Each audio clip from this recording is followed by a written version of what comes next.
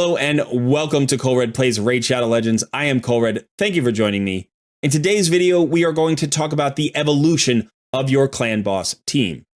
Now, no matter where you are in the game, the Demon Lord clan boss is usually of the utmost priority, and that is because it is the best source of rare materials in the game, like sacred shards and legendary tomes. Now, we know that the endgame goal is to have that one key Ultra Nightmare clan boss team, but on the way there, we want to optimize performance so we're always getting the maximum number of resources we can get from the clan boss. So in today's video, we're going to talk about how to tweak your team to continue to get incremental progress. We're going to talk about how to decide when to swap out champions to improve the performance. And then we're also going to discuss when and where you may want to pull the trigger on a complete clan boss team rebuild. So if you're looking to improve your performance in clan boss, you're going to want to watch this video. I hope you're ready. Let's get started.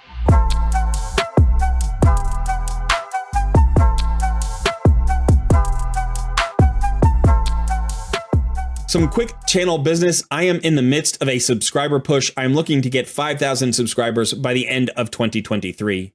If you enjoy the content and you want to help me out, make sure you hit the like button to this video and any of the videos that you watch. And don't forget to subscribe to the channel and consider joining our Discord community. It really helps the channel out and I appreciate all of the support. Here we are on my Noob versus Pro account. This is about 80 days into a new account. And as you can see, I am one keying hard. I'm also occasionally one keying Brutal Clan Boss. Now what I want to talk about is the evolution of my team on this account and how it's gotten to the point it currently is. Okay, so here's my team, and as you can see, it doesn't have a ton of team power, only 128k. And in fact, I was able to one key hard, probably somewhere around 100 to 105k of team power. So the goal isn't necessarily to get the most team power onto the team that you can, but rather to build a team that works well together. And I'm going to show you the evolution of this team and talk about how I made the decisions to make changes to this team as we were progressing. Okay, so this first team at the top of the list here was probably my team about a week into the game. It wasn't the very first team that I had, but it was the first team where I was starting to put together my roster. Deacon Armstrong was my new player promo code. Athel was my starter champion. Wukong was the free login reward champion. And then Jamarso was a referral reward champion. And so the only additional champion that I chose to build was Shield Guard. Now, I wasn't building Shield Guard for the clan boss, but rather for other content. But because he was my second 60, he was on the team. So this first team was our starting point, and every move we've made since then has been made with the intention of improving the performance of the Demon Lord clan boss team. Now, in order to understand why we made the changes that we did, we have to think about the fact that there are two primary ways to increase damage on the clan boss. The first way is to increase the actual damage that your team puts out. So if you hit harder, if you have more damage dealers, if you have better debuffs, you can potentially do more damage per round. And then as long as you live about the same number of rounds as you were living before, you will increase your damage. In fact, if you can increase your damage enough, you can actually go fewer rounds and still improve your damage. So that's sort of the glass cannon idea. If you're hitting very hard but not living very long, you can potentially do a decent amount of damage. And then there's the flip side of that philosophy, which is if you can keep your damage roughly the same per turn, or even maybe diminish it a little bit, but extend the life of your team so you get more rounds overall, that can increase your total damage as well. So when you're looking to improve your clan boss team, you're constantly asking the same questions. Is this going to improve my damage? Or is this going to extend the life of my team? And if the answer to both is no, then you don't want to make that change. If the answer to one of those questions is yes, you may want to make that change. And if the answer to both is yes, then you absolutely want to make that change. So in looking at team number 2 here, you can see that we have changed one champion. Now, when I got my Runekeeper Dazdurk, I instantly ran him up to 60, and he started going in all of my teams. He gave me a huge benefit over Shield Guard, and that's why I took Shield Guard out of the team. So if we look at this team, we can see that Runekeeper Dazdurk has this A2. Now this A2 gives me an increased attack buff, and it also fills the turn meter of all allies by 20%. So the whole team is going to go faster, and all of the attack-based damage dealers are going to hit harder. Now, Shield Guard wasn't hitting particularly hard anyway. Remember that most of these champions weren't 60, they weren't fully masteried out. And Shield Guard isn't really a clan boss damage dealer. So getting this additional support in here actually improved my damage with that increased attack buff and also the turn meter fill. But in addition to increasing the damage, Runekeeper Dazdurk also extended the life of my team because he has his A3, which is a cleanse and a full team heal. So when I ask those questions, can I increase damage and can I extend the life of my team? The answer is yes for both questions when it comes to Runekeeper Dazdurk. So this was a significant upgrade early in the game. I got Runekeeper Dazdurk, I want to say about 28 or 30 days in. And it was an instant boost to my clan boss performance. And I think it took me from normal into hard when I did this. Now, if we look at the rest of the team, you can see we actually have 3 sources of healing. We have the Leech from Deacon Armstrong. We have the Runekeeper Dazdurk AoE heal. And we also have Jamarsa's single target heal. In addition, Sun Wukong brings a little bit of damage, but he can cleanse the buff off of the clan boss.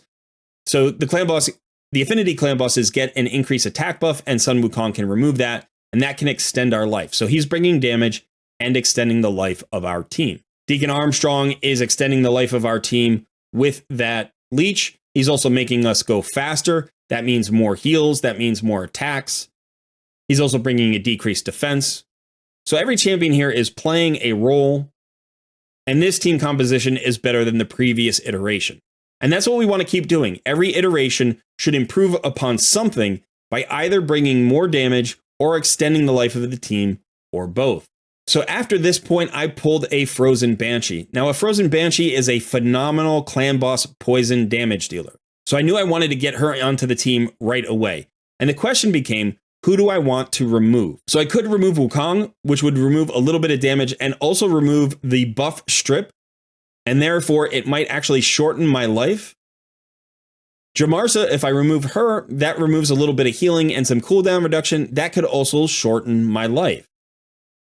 But I knew that even if I did shorten the team's life a little bit, the amount of damage that Frozen Banshee would bring would far outstrip the loss of damage I would get by having fewer turns.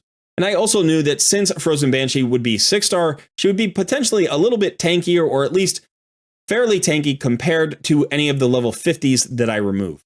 So I decided to get rid of Jamarsa because I didn't think the revive was particularly useful, and the heal wasn't enough to really extend the life of my team very much.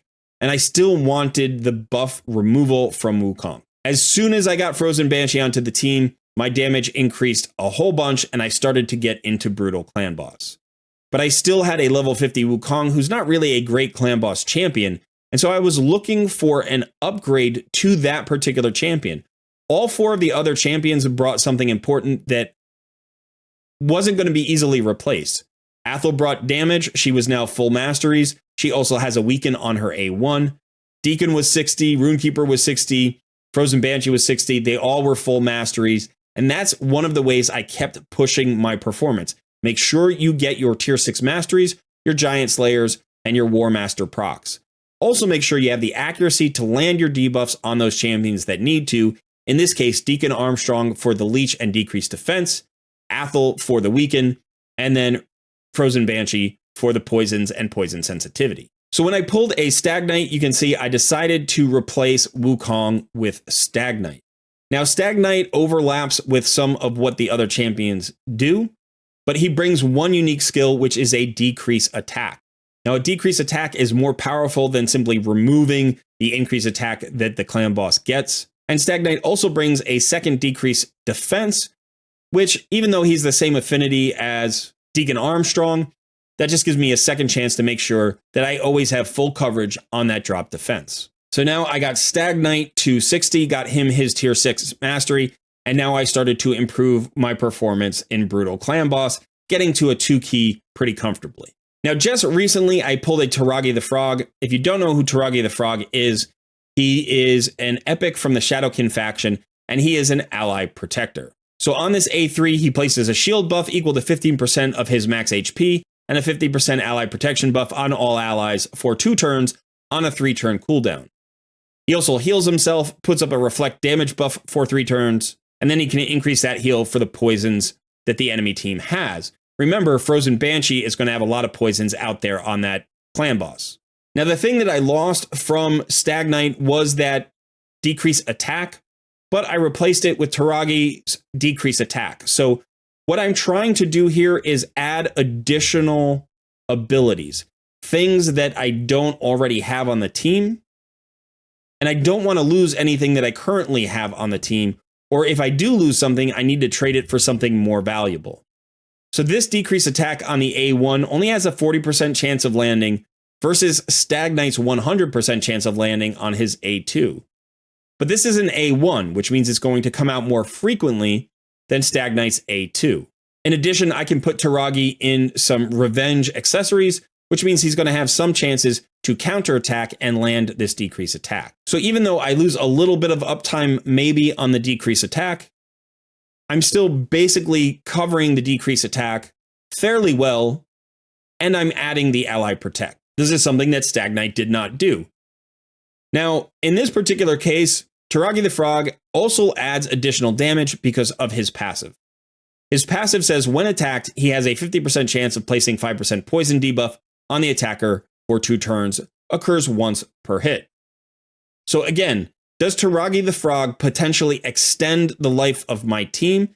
Yes. Why? Because he still brings the decrease attack, but he adds that additional ally protect and shield that we didn't have before. Does he also improve the damage output of the team? Yes. Why? Because he puts out more poisons. So now I'm in a situation where, again, Tagi steps in for Stag Knight and extends the life of my team and improves my damage per turn. So this is a no-brainer replacement. I couldn't replace anybody else on the team. It had to be Stag Knight. Now, obviously, Tagi the Frog isn't fully built yet, so I don't have him into the team, but I expect this iteration of this team to get me a 1-key Brutal fairly easily, and probably somewhere in the vicinity of a 3-key Nightmare result. So as I project forward, I want to start thinking about what could be the next change to this team, because this team, as it's built, will max out at some point. I can get everybody to 6 stars. I can get all my tier 6 masteries. I can continue to improve gear. I can continue to improve my Great Hall, and I can do live arena to give myself area bonuses for the clan boss.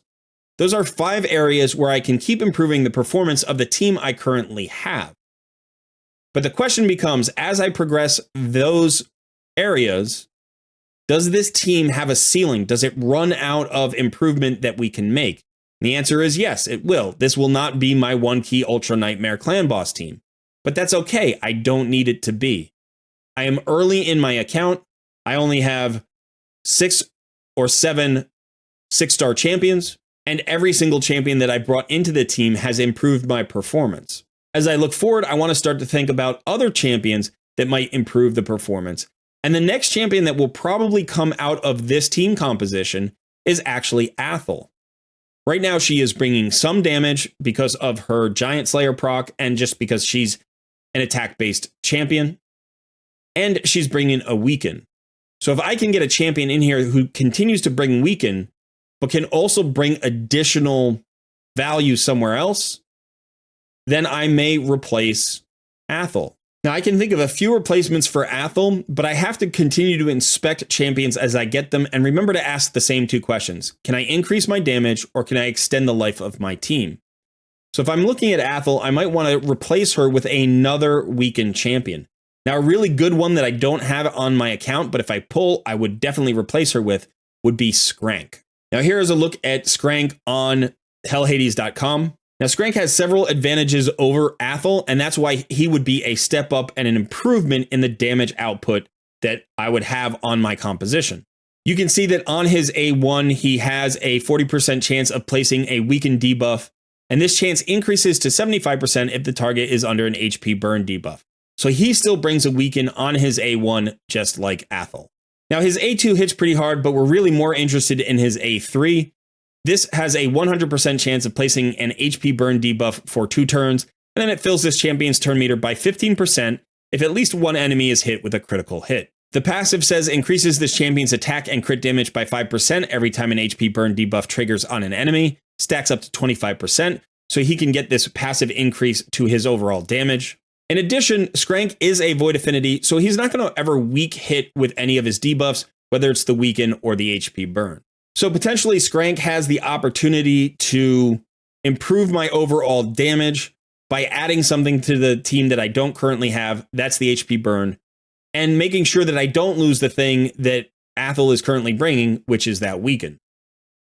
Now, again, I'd want him at 6 stars. I want him to have his War Master or Giant Slayer mastery. But if I pulled Skrank, this would absolutely be a champion that I would replace Athel with. Now, there are other champions who could definitely improve this team that don't have to be damage dealers. Anybody who brings a Weaken and potentially also brings something to extend the life of the team could be a very good champion, or somebody potentially who could work off of the poisoners that I already have. For instance, Venom Mage would be very powerful with this team because Venom Mage gives you a passive damage reduction. You could use a Rector Drath who gives you additional heals, and Perfect Veils. Perfect Veils give you additional mitigation. You could bring an increased defense or a strengthened champion. Maybe someone like Morag Bronzelock who gives you not only strengthened but ally attack, which lets you get out more poisons.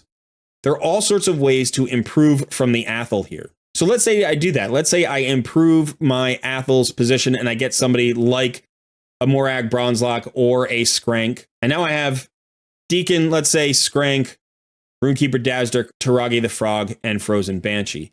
Improving from that team there would be very difficult in terms of just changing the personnel. There are some legendaries who could potentially do more work for me, such as Theodore or maybe Corvus, but at this point it becomes tricky. So once we get to the next iteration, and let's go ahead and just add that iteration in. So I've just decided to use Selene as the placeholder, but this is the last iteration probably of this team composition. So now the question becomes, how can I improve the performance of this team? And there are 2 ways to do this. The first is keep getting better gear and keep improving your Great Hall and your area bonuses. So you may be able to incrementally improve the performance of a team like this through those other methods and get up to, say, a 2-key Nightmare team. And then you're going to have to start looking at speed tunes. Once you get to that point, speed tunes start to matter. Now, you could speed tune this team. It doesn't have to be an unkillable composition that you speed tune. You can speed tune any team.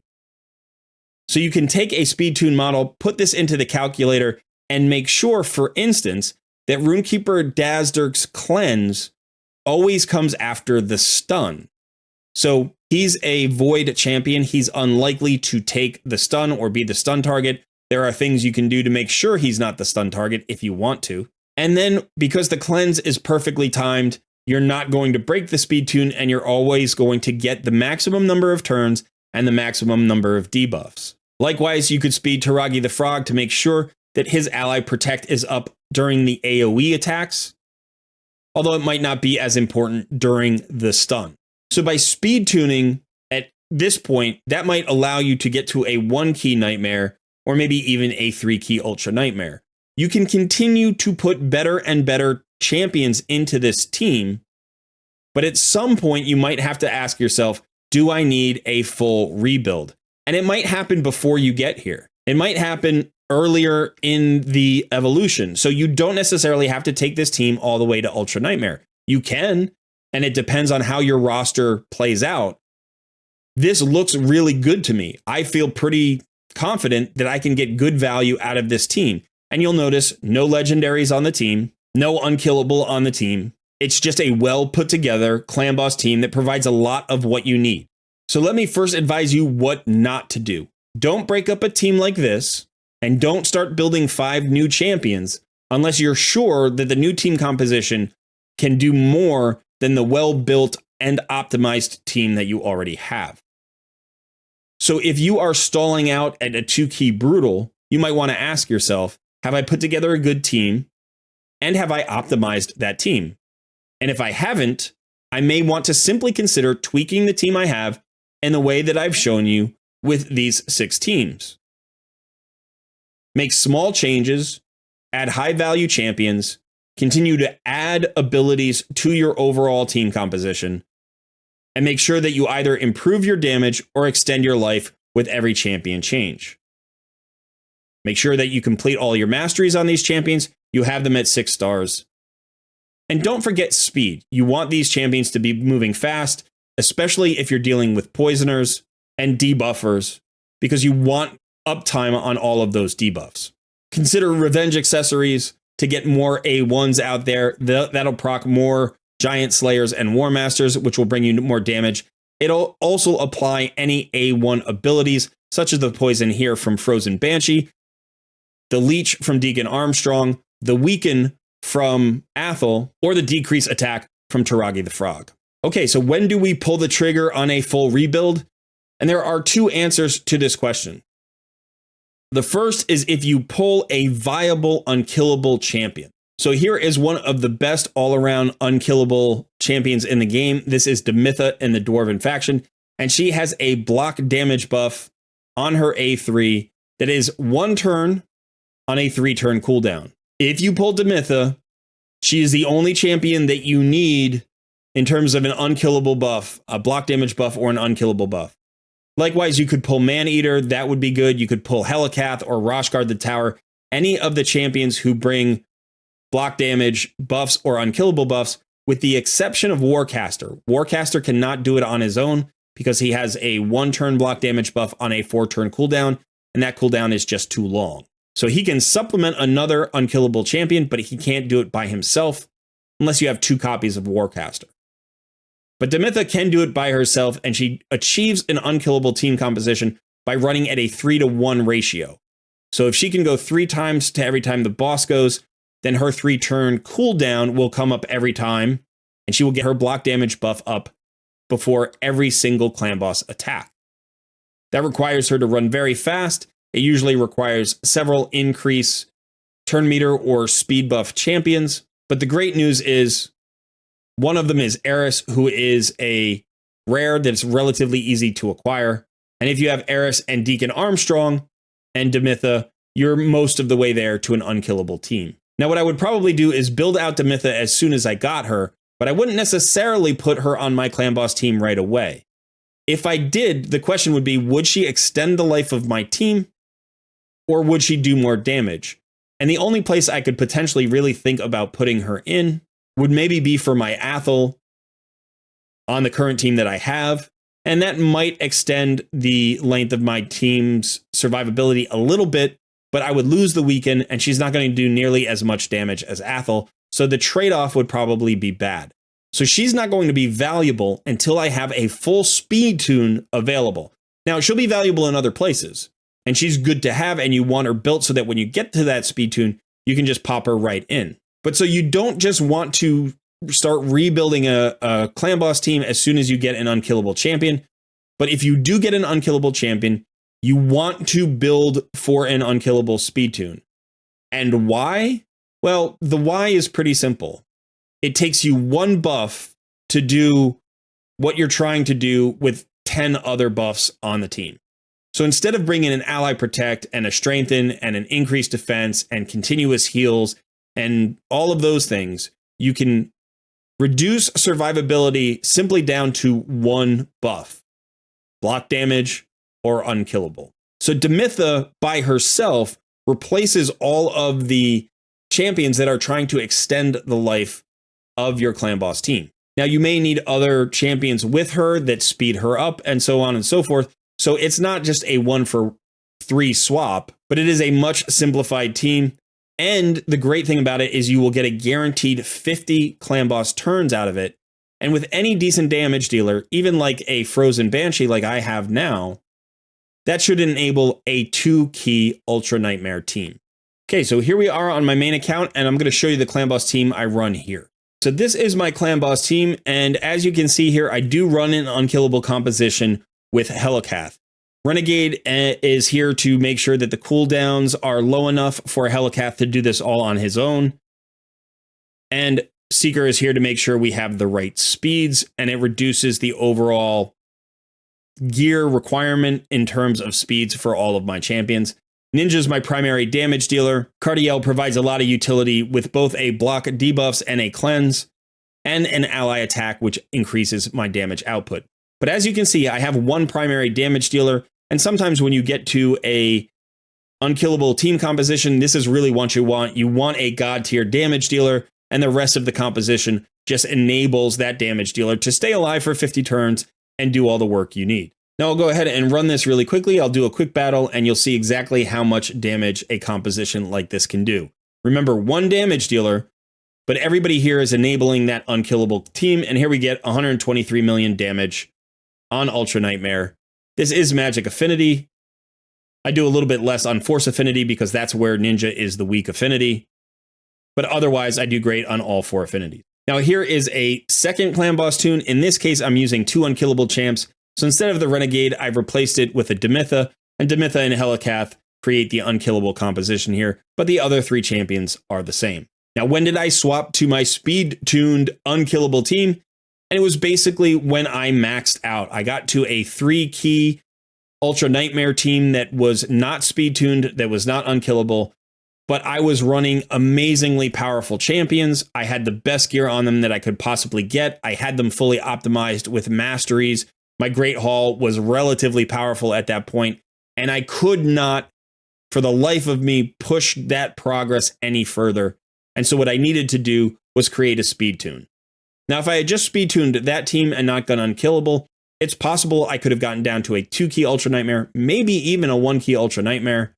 But a speed tune is going to be necessary in most cases, or else it's going to take you 2 or 2.5 years to put together the gear that's powerful enough and the champions that are powerful enough to get through Ultra Nightmare.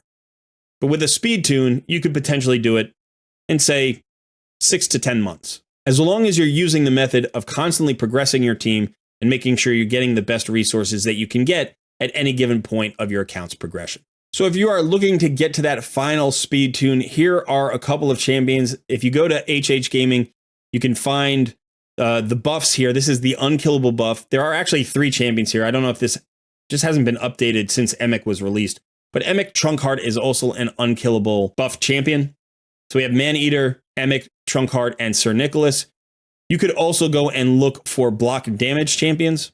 Here are the block damage champions. You're going to have to read their skills because not everyone can create an unkillable clan boss team. I believe Alsgore Crimsonhorn, Helicath, Roshkard the Tower, Demitha, and Warcaster can do it, but Mighty Uko, Blind Seer, and Drakul the Gaunt cannot.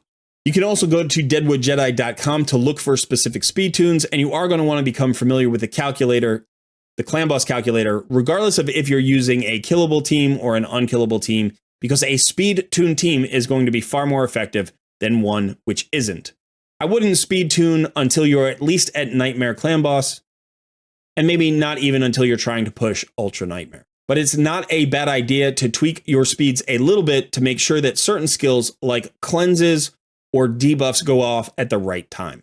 Okay, so that is it for me today. Let me know in the comments below what kind of composition you're running right now and what difficulty tier of clan boss you're able to 1-key. Have you figured out a way to unlock progress recently? Has a certain champion just opened up more progress for you? Or have you been grinding away on masteries and gear to get incremental progress that way instead? Were you lucky enough this weekend to pull one of those unkillable champions? And if so, have you figured out the clan boss calculator and how to build a speed tune? If you're looking for help with any of those things, please join our Discord community. You can ask for roster help in our channels. We have lots of experienced players who know about speed tuning, who know about team compositions, and can help you out. Thanks so much for watching the video. Don't forget to hit the like button, subscribe to help us get to those 5,000 subscribers, and I will see you in another video soon.